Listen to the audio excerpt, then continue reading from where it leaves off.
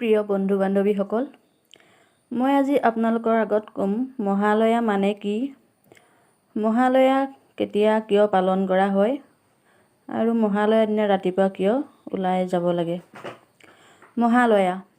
মহা মানে পৰম আৰু লয় মানে বিলীন হোৱা।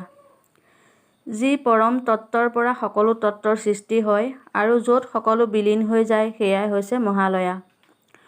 পৌৰাণিক কাহিনী মতে দুৰ্গা দেৱীয়ে 9 দিন যুদ্ধ কৰি অসুৰ মহিষাসুৰক বধ কৰিছিল। সেই যুদ্ধৰ আৰম্ভ হৈছিল মহালয়াৰ দিনটোৰ পৰাই।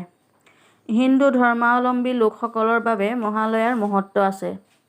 এই দিনটোতেই পূৰ্বপুৰুষসকলক পিণ্ডদান কৰাৰ শেষৰ দিন বুলি কোৱা হয়। নিৰ্দিষ্ট দিনটোত শ্ৰাদ্ধ কৰিবলৈ পাহৰিলে এই পবিত্ৰ দিনটোত সেই কাম কৰিব পাৰে। মহালয়াই ধৰণীলৈ বোৱাই আনে শাৰদীয় দুৰ্গোৎসৱক। মহালয়াৰ দিনটোতেই খনিকৰে দেৱী দুৰ্গাৰ প্ৰতিমাত ৰং দিয়ে আৰু মাৰ চকুজুৰি অংকন কৰে। এই দিনটোত পুৱা সোনকালে উঠি গা ধুই ভগৱানক আৰাধনা কৰিব। স্বৰ্গগামী হোৱা আপোনাৰ আত্মীয়জনক ভালদৰে স্মৰণ কৰিব। মহালয়াৰ দিনা ব্ৰহ্মপুৱাতে উঠিব লাগে, দেৰিলৈকে শুব নালাগে।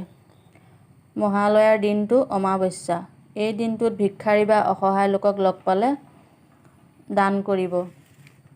এই দিনটোত সন্ধিয়া কাকো অন্নদান নকৰিব।